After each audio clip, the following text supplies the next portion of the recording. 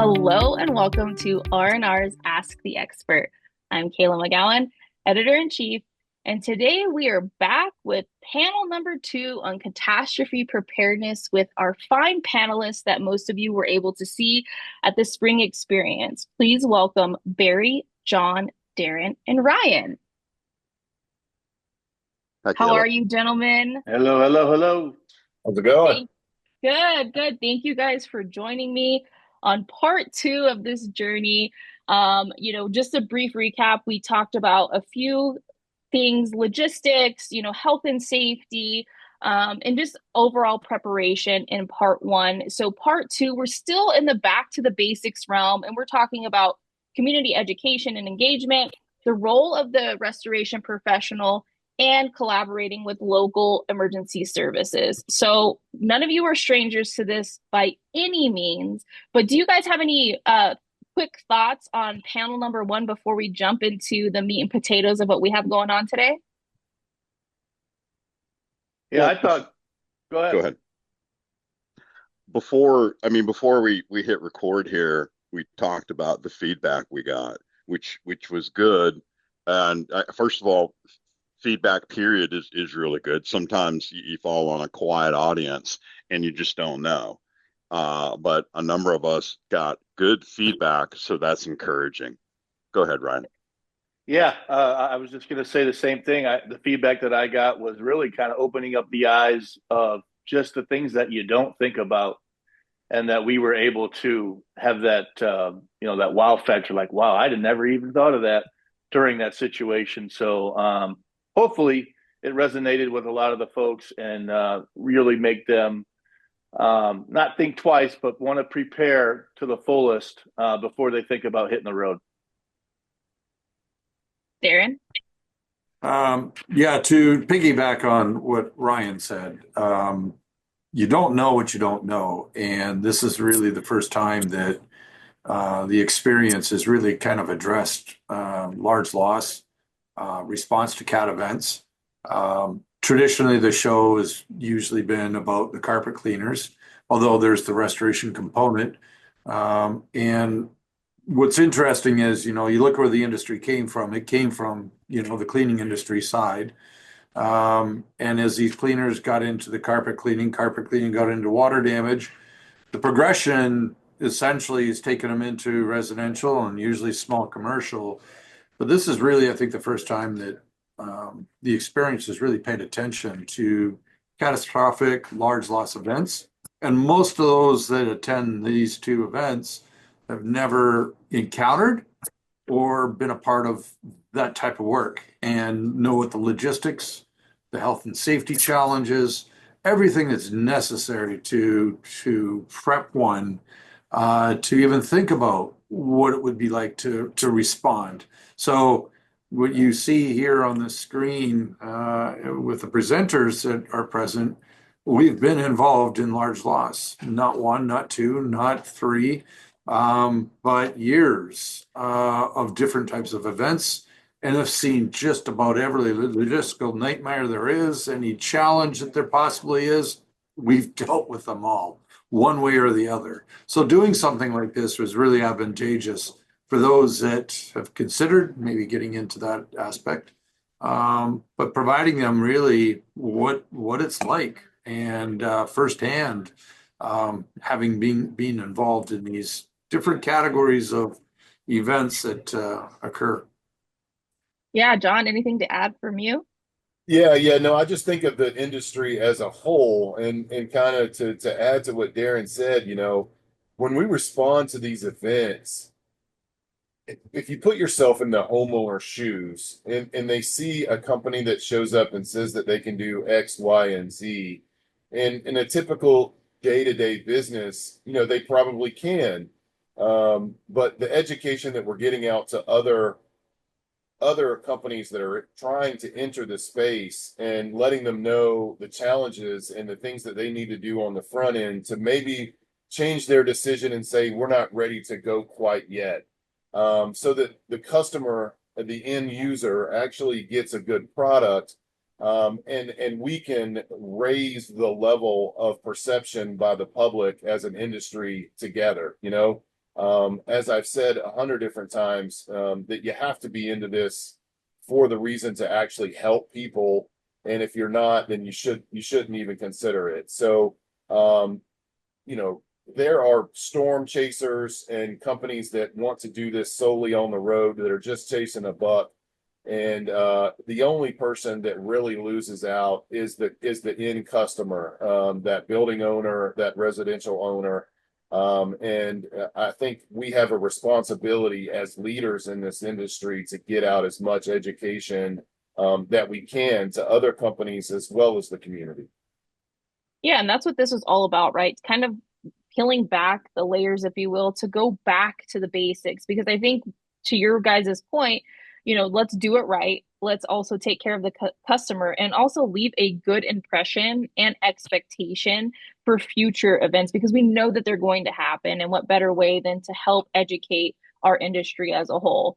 So, to dive into our first kind of topic, community education and engagement is extremely important during these times, not just during, but prior and even after. So, what have you guys found works to help educate and communicate with the communities that you guys serve, not only to stay informed, but prepare them? And Ryan, I'll kind of bounce this one off to you because I see you guys all the time. I see all of you. Don't get me wrong, I see you all. But Ryan, I see some pretty customer forward things that I really appreciate, like with the TB and all that stuff. Do you guys deploy that all the time for disasters and everything in between? Yeah, we try to stay, on top of things as much as possible.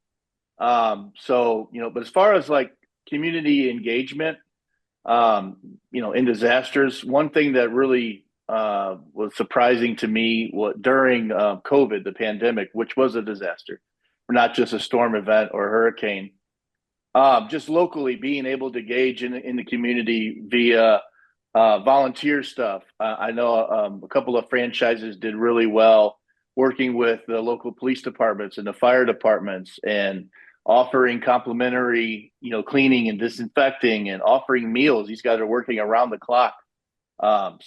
Just things like that that make their company, just more of awareness in the area. And that proved to be really beneficial, for them.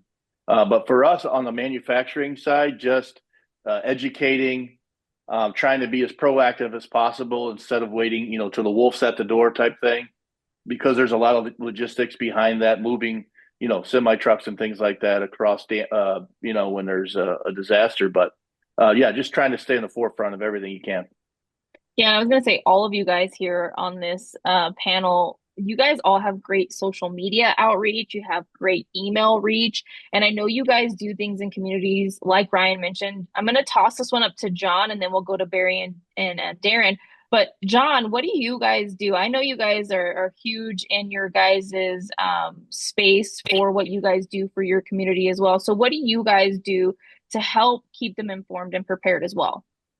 Yeah, I mean, each one of our franchises has a pretty significant social media, exposure, and we make sure that we keep the community up to date on what to expect, how to prepare, things like that. Of course, we got a huge partnership with the Red Cross, and our individual local offices volunteer their time during the off times, exactly like Ryan said. I mean, that's people don't care about what you know until they know about how much you care. It's important to put in that time during off seasons and have the education outlets that you can. That's the approach that we take. I mean, we're also here to help you if you need to, if you have the need, but we really want to focus on keeping people safe. So we definitely use those social media outlets through the local office as more of a local education realm so that they see it from the people in their community. Yeah, perfect. I was definitely going to say, I know everybody has their own little spin on things, like your guys' Red Cross partnership is really big. I see that quite a bit. Barry, Darren, I know you guys are very active, so I'll chalk this one up to you, Barry, and then Darren, you can kind of finish up there. I want, to give everybody justice here on this discussion. Yeah, I mean, so the the effort's almost year round, to tell you the truth. And I think John kind of said that. Uh, Obviously, you ramp up at the beginning of hurricane season, and then you tend to focus if there's something headed up the Gulf towards Louisiana, say, which from the Gulf Coast, that's been a fairly common one the past couple of years. We will focus efforts more to those areas, and we certainly at times have contacts with communities and mayors and groups, but we also have contacts and focus in on long-term customers, clients that we service, and offer them assistance. Assess buildings prior, offer help with prep, and then communicate needs and potential staging prior to a storm.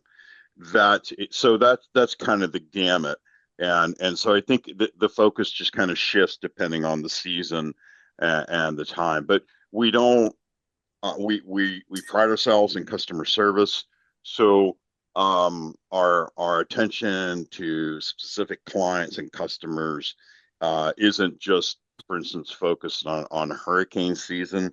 It's 12 months out of the year, and then you just kind of focus and shift more towards what's happening in certain seasons. Darren? Yeah, one of the things that, as Barry mentioned, that we do throughout the year is we're actively engaged with our local communities. It starts right here at corporate office. We are heavily involved with the local governments. They do planning. In fact, we've had the mayor and their staff here to our facilities in preparation for hurricanes and disasters.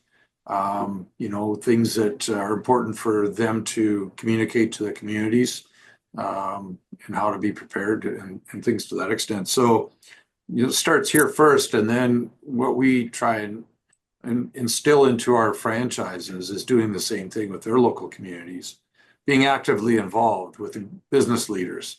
When they hear and there's events that happen typically towards the beginning of the year, January, February for the Florida regions, where the government officials and local community leaders get together and they start looking at what preparedness needs to look like, and being actively engaged with them is really, really important. And as Barry mentioned as well, we have emergency service agreements that are in place with, a large portion of the Gulf Coast as well as the East Coast here in the Atlantic, where those, major events typically take place.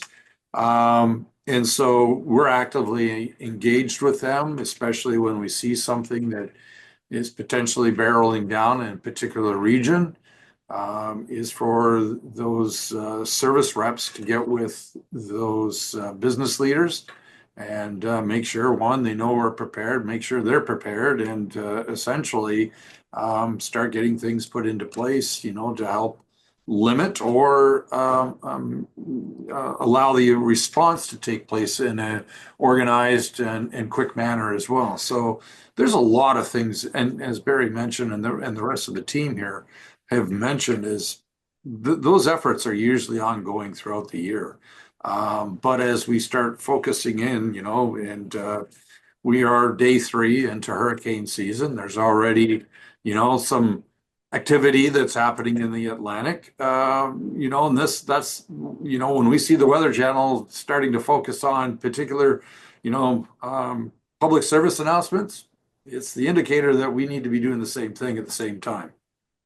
Yeah, exactly. And I was going to say the true theme here is building trust and relationships throughout the entire year, all year long, so that when there is a situation, because it's not if, it's when there is a Right. situation, you're going to be called upon, and you want to have that relationship and that trust already built. And you're not just there in the time of crisis, you're there before, during, and after. And I think we're all consumers, and that's how we would want to be treated as well. And so that's really what the most important thing is here for everybody listening is do your due diligence, all year long. Yes, you're going to have focus on, fires and hurricanes and tornadoes and all those things. You're going to have those focus areas, but make sure you're taking care of your community and your team all year long, right?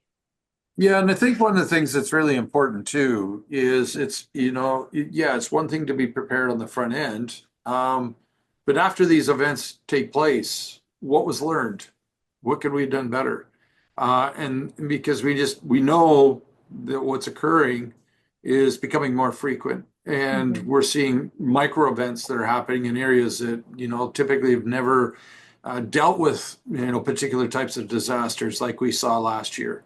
You're seeing more fires, you're seeing more hurricanes, you're seeing more different types of weather events, and being able to look at with your not only your own teams but also with those government officials and business leaders, what was learned, what can be done better, and how can we help? Yeah, those really solidify the relationships that we're working with, throughout the year. And when we're doing that, it creates trust and it creates something that, essentially they know to where to go for answers, after the fact as well, and prepare for the following year. Yeah, and I If would I can, definitely, oh, go ahead, I was Barry. just going to add to that. Literally yesterday, I was on a call with a large major client, and they wanted to go back over the hurricane response. So what went well and what went bad. And they said, "We don't listen. We're not focusing on nitpicking. It, they wanted to focus as much on their effort as our effort. Big picture, what went well, what didn't went well. We're in a partnership. How can we do it better this coming year?" And so, yeah, that looking at it that way, and also looking at it. Listen, we're talking about cat, we're talking about hurricanes, we're talking about large scale work. It's exciting, it's sexy, and all that. But when the client calls you in April with a small water loss, the answer is yes, of course. We're in a partnership. We will help you. This isn't if it's not $5 million, I don't want to deal with it. This is a commitment to a relationship, which goes back to everything we were saying, where this is a 12-month type of approach, not a September 1st, let's talk type of deal. It's Right. already too late at that point. Yeah. It really is. It really is, because there's other people showing, there's other contractors showing the concern and showing the desire for the support and the customer service year round, which is how you establish the relationships. Yeah, we want to be proactive instead of reactive, right? And I think everything that you guys have touched base on kind of talks about our role as the professionals in the space, right? One, this shows accountability to your point. We're assessing to make sure that if there were hiccups, we don't repeat them. How can we do a better job of ironing out those wrinkles and taking better care of our consumers? And it also helps them plan accordingly too, because they have staff as well, right? And I think that's kind of the domino effect that it happens. It starts at the top, right? We happen to be at the top of the food chain, and what we implement will help our customers implement better practices.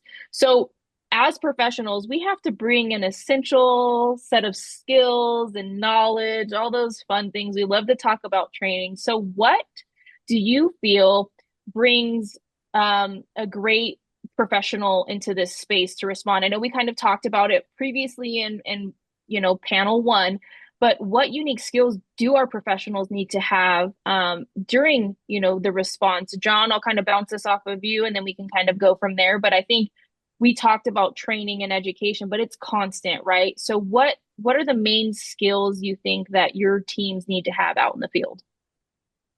Yeah, I mean, first and foremost, they need to have a servant's heart, right? Because they're going to come in contact with people that are in a, I mean, catastrophic event, and they're going to be devastated. They're going to emotions are going to be high, and it is important that you have at least a point person that can handle those emotions and direct those into action.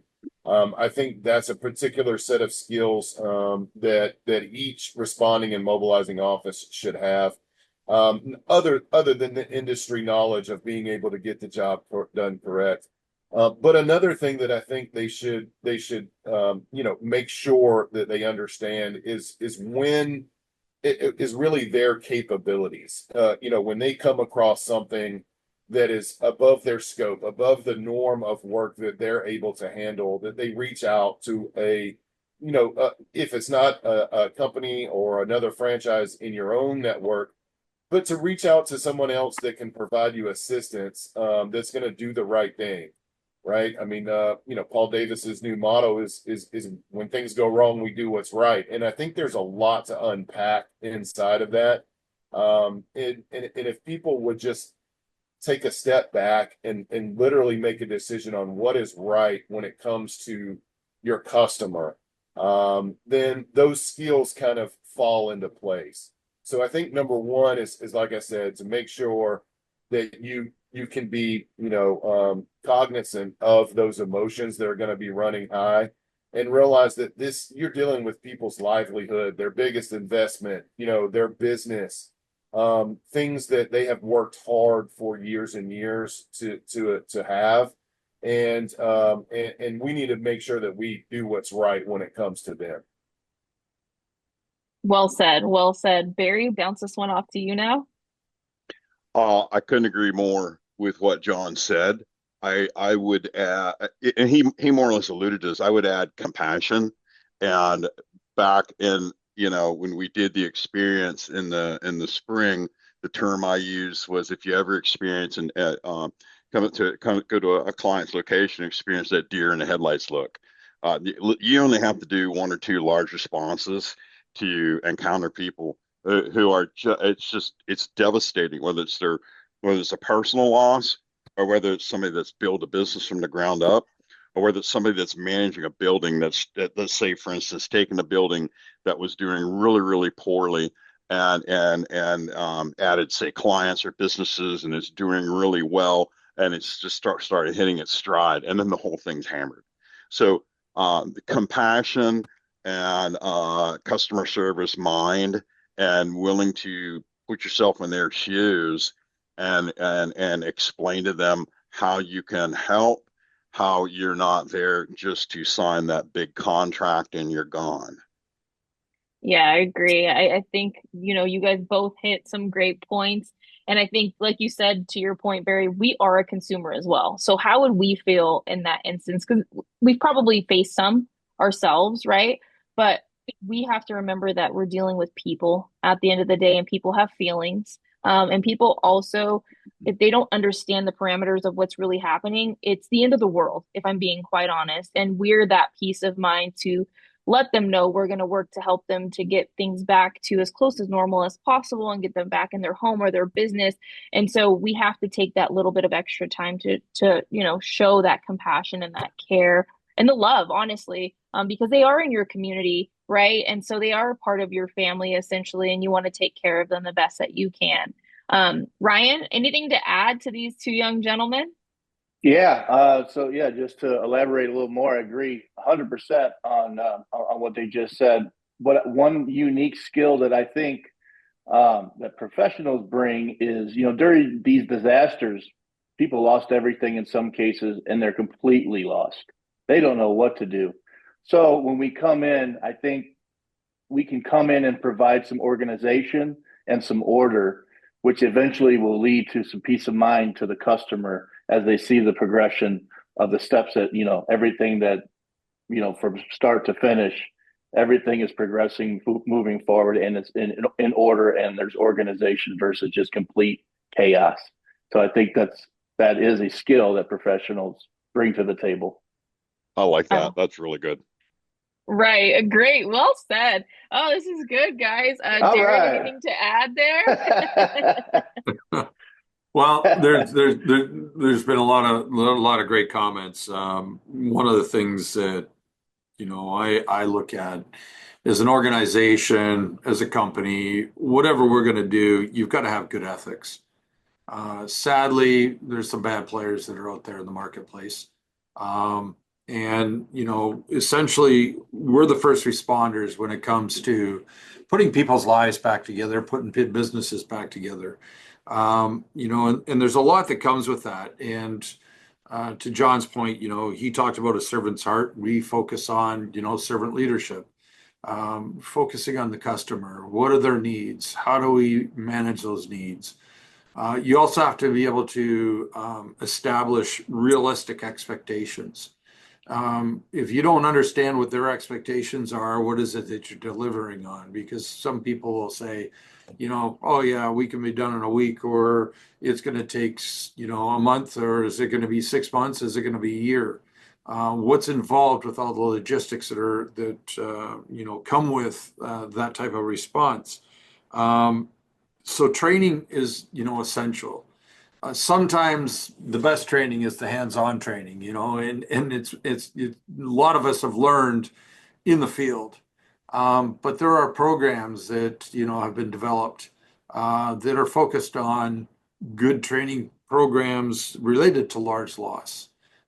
It's essential that, if you're looking to get into this type of work, that you take that type of training. We put about 5 classes a year that are strictly focused on commercial large loss. We have a project management class. It's 5 days long. We do case studies. We'll use our facility as a building. We've gone to, sports arenas, to do case studies, so that they get a real feel for what it is that they're going to encounter. What's involved with setting up temporary power systems to keep a business open, to, limit business interruption insurance problems. What are the carrier's needs? What are the owner's needs? Focusing on the health and safety of your crews, that you can't do, right there out there in the field. There's situations that OSHA requires that you have proper fit testing that's done before they even get into the field, medical evaluations, and then you start looking at the project in itself, how to develop a ROM, rough order of magnitude. And it's got to be within, certain percentage points, because the carrier's setting his reserves aside, making sure that what we're doing is going to meet to, what we've set as an expectation. So you got to have good estimating, time and material estimating, scope and repair, realistic expectations are something that, are established through good training. And so that's first and foremost. If you're not putting your guys through classes that are helping them to understand what it is they're going to see in the field, they're not going to be prepared. And it's the wrong time to try to start training your guys. You need to have a good program that's in place.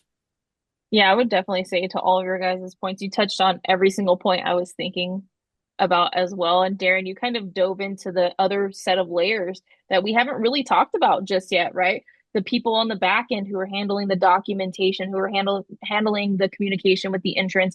And that's the most important thing to understand too. Every single person in each seat needs to go through the proper training and education, not just hands-on, not just classroom, but also the opportunity to ask the questions, right? Not, I think you said PPE fit test needs to be done before. Yeah, let's do that before we get into the field. Not only because it's required, because it's what's right to make sure we have the right equipment on site, right? And I think that the point of this and this question was to show that there's several layers to what our teams need to bring into the field. It's not just training. It's not just hands-on. It's not just knowledge. It's a culmination of that plus having a heart and communication skills, right? And I also think somebody touched on time about week, month, 6 months, whatever the case may be. I think transparency is another skill that has to be brought into the field. Set proper expectations. And if things don't go to plan accordingly, communicate that. It's okay. That's part of life. There may be some situations with materials, and those are skill sets that your teams need to bring out into the field to the customers. So one, we're providing peace of mind, but we're also showing them that we are the professionals here to take care of them in a crazy time, right? And one of those things that's important, is one of the skills you really got to have when you're dealing with this type of work is good communication skills, because that's something that's got to be constant. Daily reports, daily field reports, communicating with the customer, communicating with the carrier and the adjusters on a daily basis. What progress have you made? What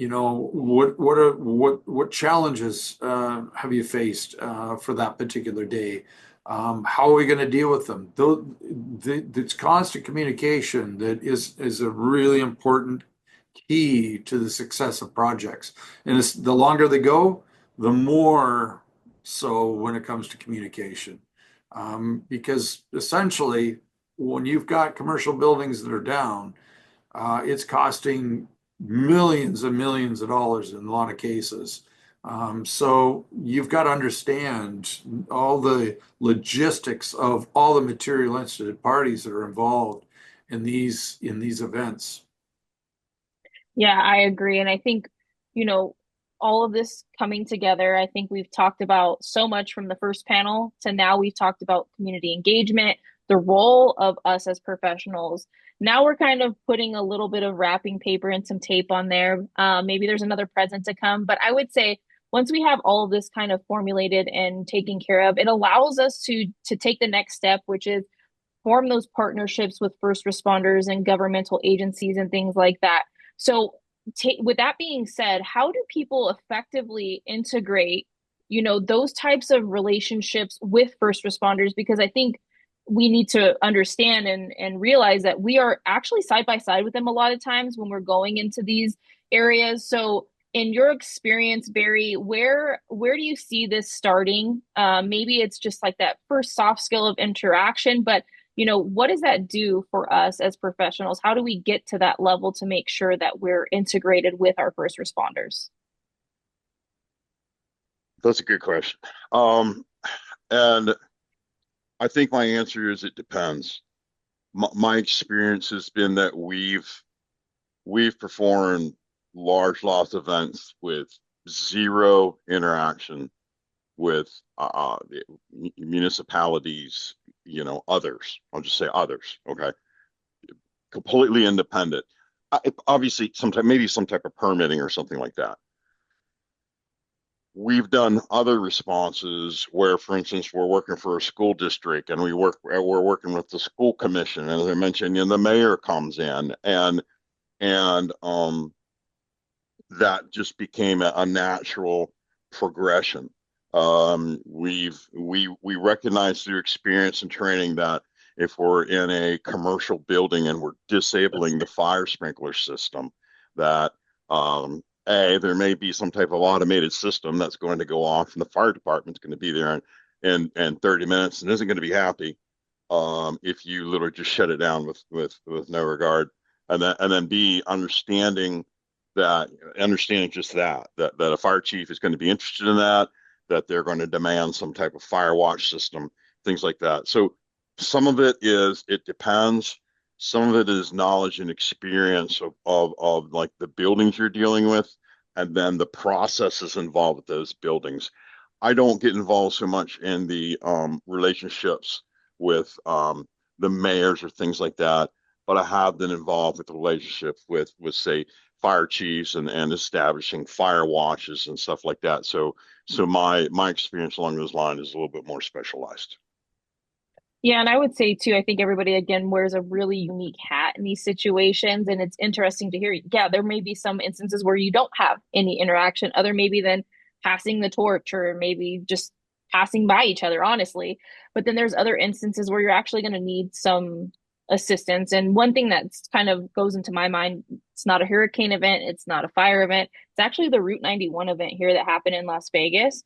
And there was a lot of people actually in our space that came and helped with not only cleanup, but contents and all of that. And there was an ecosystem where they had to communicate with one another. So I think that depending on the instance too, there may be a little bit more involvement to your point, Barry. And I think depending on where you are in the world might be a little different too, right? Like you guys are in Florida, maybe you see something a little more often than you would see in like, I don't know, Montana, right? A little different area, Well, less yeah, you could populated. compare. Yeah, you could. Well, you could compare actually three: Florida, Montana, And then I think John, you're doing some work with the California wildfires, and that's a whole other community involvement because there are so many regulations and stipulations involved.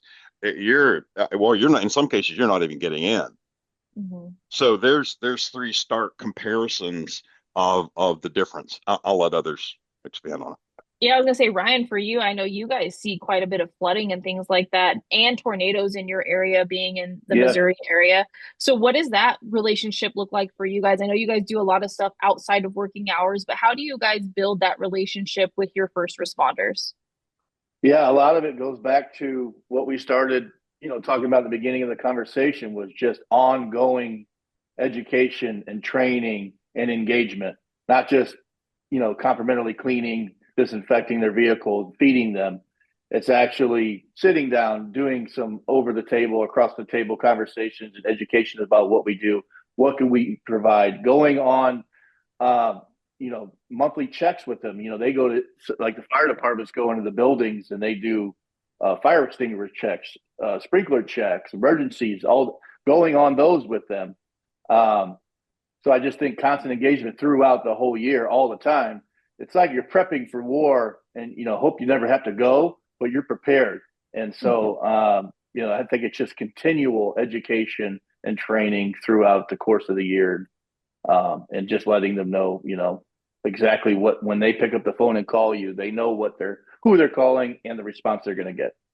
Yeah, that's a great point. And it's a two-way street, right? Right. You Yeah. support one another through the entire year and in all the processes. Darren, any thoughts there for you? Yeah, when you're looking at preparation and being involved and whatnot, one of the things that I did with when I owned my business and some other businesses that I've managed is either get into, up in Canada, clearly there was a provincial emergency program. In the United States, it's called CERT, State Emergency Response Team, and you can get involved with those organizations. For example, I'm just looking at the one for Florida, the Florida CERT program. They had a Florida Division of Emergency Management host press conference at the Eye of the Storm event, highlighting hurricane preparedness. So when you look at the emergency management programs for each of the states, your counties, your cities, et cetera, it's getting involved actively with those programs and being at those press conferences or meetings or things, because that's where you're going to get to know local officials. And when you get to know the local officials and what it is you do, you are able to be a part of a conversation. When you're part of a conversation, you're able to create opportunity. And now you become an authority. And it's interesting as I scroll down on the page, they've got learn about the Florida hazards, marine hazards, floods, hurricanes, lightning, thunderstorms, tornadoes, wildfires, man-made hazards, and others. These are all areas that this management, emergency management program deals with, for this particular state. That's all in place for states all over, across the country, including provincial programs up in Canada. So when I look at these, they had a disaster convention in Miami. I think they've done it 3 years or 4 years in a row. One year I attended. It was a couple of years I had a conflict. This year couldn't make it. But they had experts. They even had people from the Weather Channel there, from Hmm. NOAA, Yep. and a number of others that are speaking to the local communities at these types of conventions and events.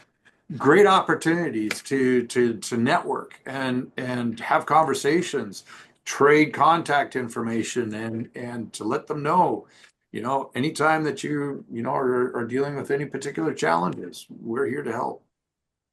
Yeah, and I think most of us probably know that event, but I've attended that event as well. And one thing that I wanted to add to that, Darren, is it's free for the community to attend.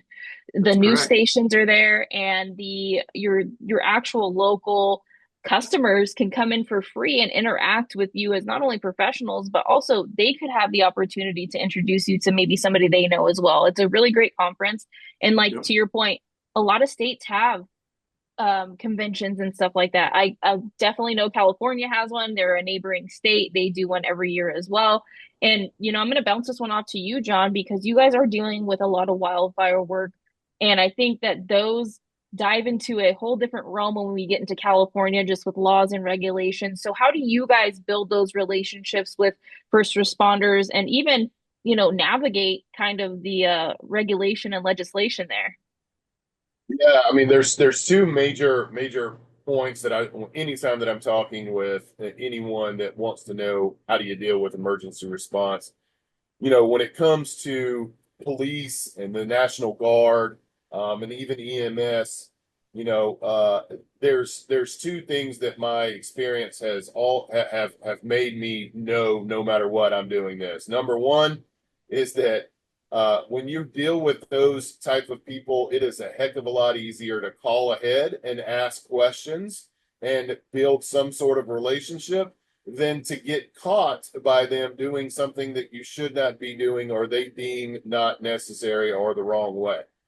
So you can save yourself a whole lot of headache by just making a few phone calls, especially when it comes to the local police and sheriff's departments and the National Guard when they have lockdown areas or they have deemed things, off limits or restricted. So make the phone calls ahead of a time for sure. And the second thing is that when the time comes, you need to stay out of their way. You definitely do not want to be a hindrance for something that they deem important. And those two things have gotten me a long way. Because like you said, in the wildfires, there was a lot of restricted areas and they were fluid. They would be open at certain times of the day and closed during the next, and those times were changing by the week. There were particular permits that you needed to get into certain areas. Sometimes even the resident owners themselves had to get a permit in order to get into a restricted area.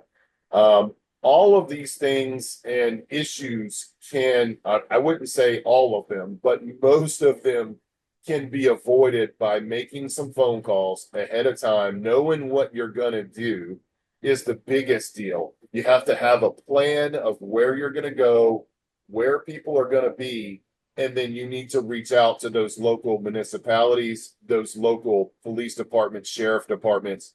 I found that calling the sheriff's office in the local area and letting them know what you're going to be doing in the area goes a long way, because they know who, if there's federal government or state governments that are going to be in the area, they're going to know. And we've had the situations where, hey, Paul Davis is good to go because they have contacted us. We gave them some information on what we're doing. They know we're there. They know what's going to happen. So they're going to let us move freely about the area a little bit more than somebody that, hey, just shows up and says, I need to get to this place. That was a huge hindrance in California.